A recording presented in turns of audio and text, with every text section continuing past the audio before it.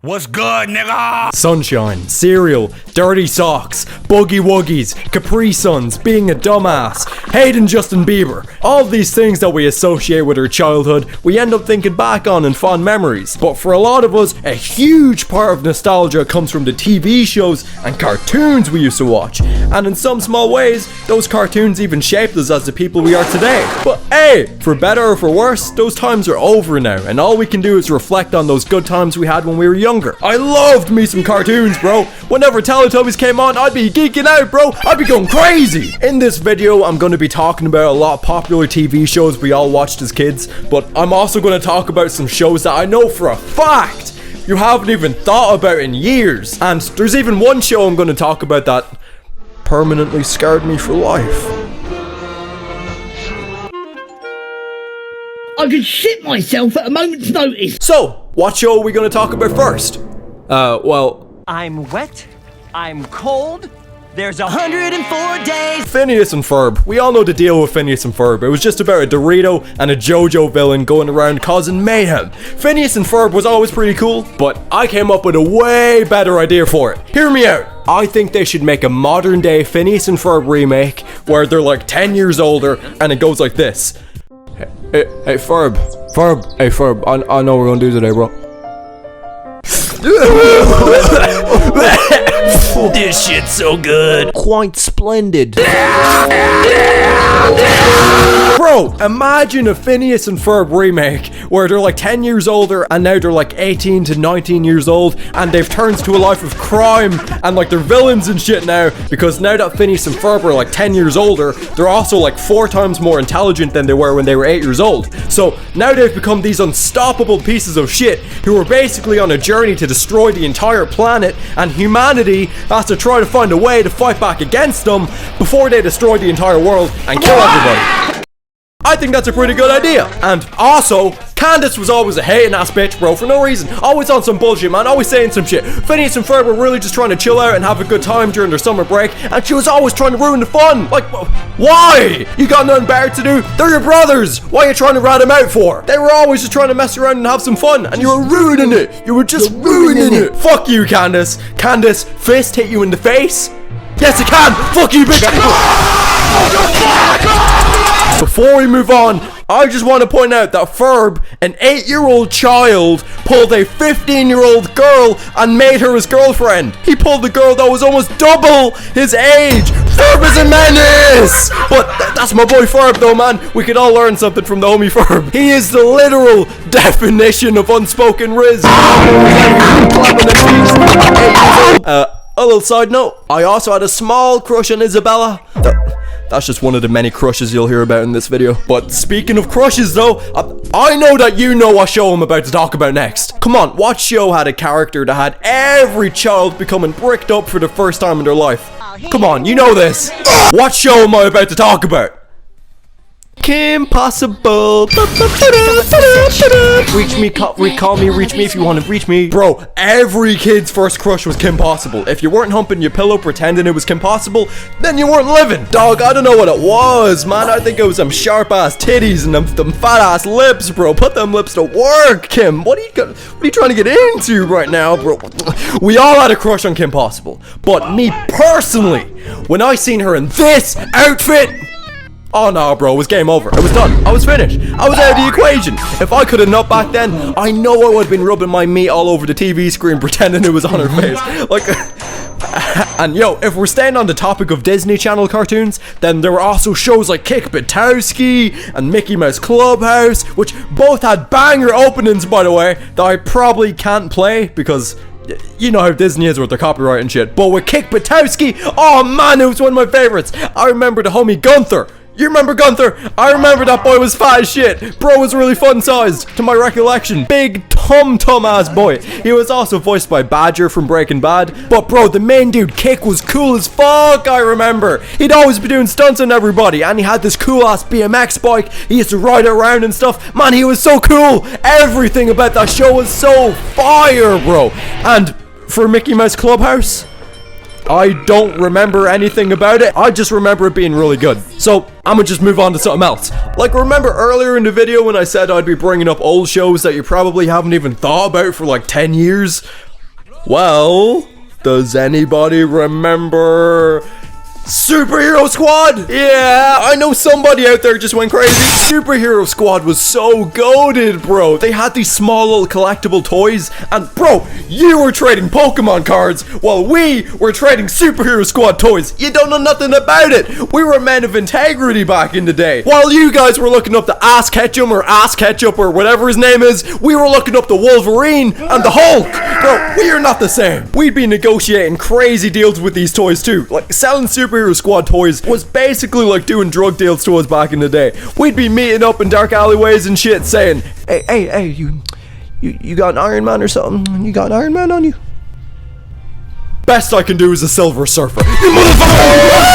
Superhero Squad was just different, bro. It was just different. I even had a t-shirt of it. That shit was so fresh. And the show must have been good too, because I know I'd watch it all the time. I'd be sitting down watching the show while wearing the merch, while playing with the toys at the same time. I was the ultimate dick rider. It just wasn't normal. Okay, Garfield, we're talking about Garfield. Specifically, the Garfield show, which at one point scared the dookie out my butt because there was an episode where I think Garfield saves a bird or something, a bird, or he fucks a bird or something. And at the very end of the episode, he looks straight dead on at the camera and says this. Okay, so I saved some birds. You didn't see that, okay? I know where you live. I want you to imagine being 9 years old sitting in a dark room by yourself and a talking orange anthropomorphic cat looks you dead in your eyes and randomly, for no reason at all, says, I know where you live. I know where you live. I know where you live. Besides that though, I remember thinking the animation looked nice as hell and the lasagna looked tasty as shit. And Arlene, what I would do to see Arlene in action. Arlene. Just like Kim Possible, you could put the fat ass lips to work. Arlene! Arlene! Ben 10. I feel like out of everything I've talked about so far, I remember Ben 10 the most. And not the modern, shitty Ben 10. I'm talking about the OG. If you were a boy and you didn't watch Ben 10 back in the day, then you would have been publicly exiled from humanity. You were not seen as a man unless you watched Ben 10. And my top 5 aliens were Spider Monkey, Accelerate, Forearms, Heat Blast, and Humongosaur. The Diamond Guy was also pretty cool too, but can we talk about how bad the names are for some of these aliens? We got shit like Big Chuck, Stinkfly, Forearms. I know I said Forearms is one of my favorites, but bro, Forearms! You couldn't do any better than Forearms, bro. That name is trash. And Goop! Goop! Bro, the name Goop is almost as crazy as the idea of a show about 3 chickens who know Kung Fu and one of them looks like a chocolate finger with an afro and one of them is literally named Chucky Chan. How did he get away with that? Chopsucky Chooks was a very, very diverse television program. I mean, they had me, they had Asian Chicken Little, they had Gecko Moria from One Piece, all in the same show. Now that's pretty crazy. But even with all this diversity and all these chickens who know Kung Fu, this cartoon was kind of nothing really to write home about. I mean, it made for some good background noise. For all the 5 Chopsucky Chook fans out there, I'm sorry bro, that shit was mid, but somebody out there definitely thought it was great. So let me rain on your parade. Chopsucky Chooks can chop and suck on these nuts. Why are these character designs so ugly? It's goofy looking. The main thing I took away from this show is the fact that I used to point and laugh at the main dude's afro, but then 10 years later I got an afro too. And then everybody laughed at me. So then I guess I'll just get fucked then. I really did deserve that shit though. A lot of you are waiting for me to either talk about SpongeBob or Avatar: The Last Airbender. And all I'm gonna say is this. Comedy-wise and vibe-wise, SpongeBob was absolutely unmatched, no doubt about it. And it was so creative with it too, bro. If you really think about it, it's a world where there's talking sponges, starfish, squids, crabs, and more, all living underwater, where everybody talks and moves like humans. And they drive cars and shit too. Bro, it's a sponge trying to drive a car and failing his driving test over and over and over. Man, if that ain't peak comedy, I don't know what is, bro. Come on, get the fuck out of here. There's a motherfucking lobster named Larry who's on steroids. Where do you even find steroids in the SpongeBob universe? Wouldn't that mean that there's drug dealers in Bikini Bottom? But man, I swear Patrick be selling some equatorial kelp on the side, bro. Maybe that's why he's so dumb. Bro is actually toasted this whole time, man. What the fuck? That is crazy. Is that why SpongeBob is so happy all the time? Patrick gives SpongeBob some weed and the weed makes him happy and chill and shit.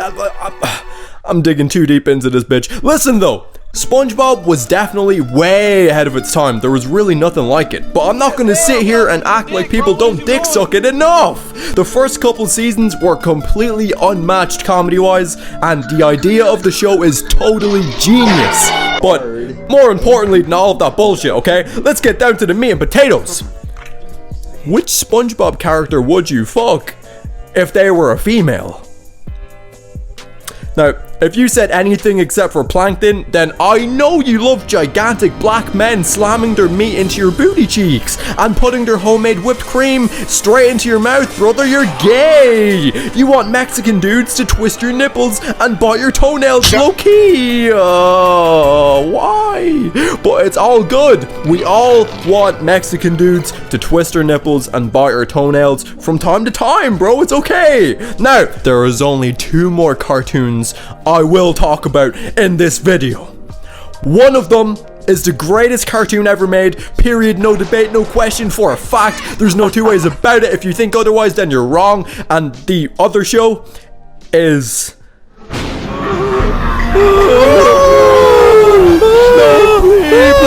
yeah, we'll talk about Avatar first. Avatar: The Last Airbender is one of the greatest TV shows ever made, ever. It's such a shame I thought it was kind of mid as a kid. Like, I really didn't think Avatar was anything special when I was younger. Like, I don't think I really liked the art style, and I'd always be watching episodes out of order, so, you know, some things just didn't really make any sense to me. And also, I was like 7 years old, so I was a little bit retarded, so, you know, I wouldn't have understood anything anyway. But maybe around 3 or 4 years ago, when I was around 15 to 16 years old, I watched Avatar properly for the first time, because my friends kept telling me over and over, oh, it's peak, bro, you gotta watch it, it's one of the greatest things ever made, bro. And you know what? They weren't lying! Avatar is crazy! Avatar is so good. Oh, so good. I want it inside of me. Oh, fuck. The characters, the music, the voice acting, the animation, the story, the action, the humor, the vibe, the everything. Literally everything. It's so perfect, bro. If there's one thing you take away from this video, it's that if you haven't seen Avatar: The Last Airbender, you gotta watch it. It's your obligation. Alright, to your family, to your ancestors. They want you to watch it. I heard them say it. I swear, I'm not even lying right now, bro. I even did a little commentary on one of the best fights in the series. If you want to watch that, if you want to check that out. I know a lot of you guys don't watch our video, but, if you want to check it out and help your boy, it is what it is. Anyway, it's better than Breaking Bad. It's better than anal. It's better than cock and ball torture. It's better than the shoes the kids in the basement make for me. It's better than all of that. I swear it to be true. Alright, so go watch it. Oh no. Oh no. It's time, isn't it? The final show that I've been foreshadowing for this entire video. Let me tell you something. Let's rewind the clock. Around 10 years ago, when I was only 9 years old, there was a small little kid show that every now and then would play on the PBS Kids channel. This show would only ever cause destruction, despair, misery, and pain amongst my life as a little boy. The show I'm talking about is Timothy Goes to School. Ruined my life! This is still kind of embarrassing for me to admit, but my middle name is Timothy. Okay, yeah, I know, I've heard it. Yeah, okay, I get it. Don't make fun of me, please. You'll just bring back the PTSD. Timothy Goes to School was all the rage back in the day, because we could all relate to the characters of the show. You know, he was going to school. He was just like us, okay? But the second people found out my middle name was Timothy, it was all out carnage. I would walk into the classroom, it would just be, hey Timothy goes to school, and it didn't help me because I'm brown and fucking Timothy is also brown, so it was kind of like a perfect match, and they would be on my nuts every 2 seconds. I couldn't catch a break. I tried to talk to my friends about the most recent Ben 10 episode.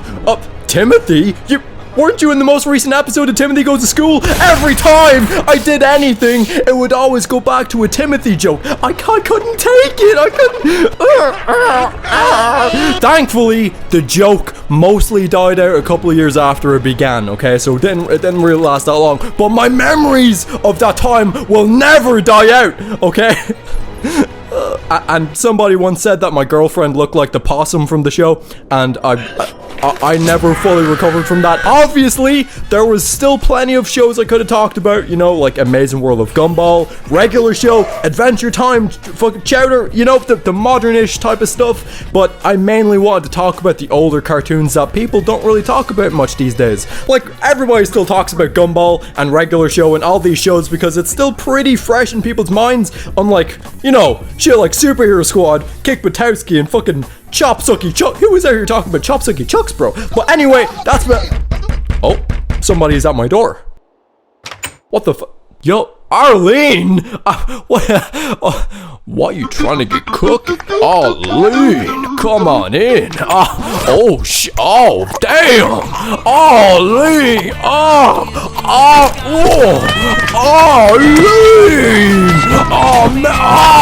Arlene!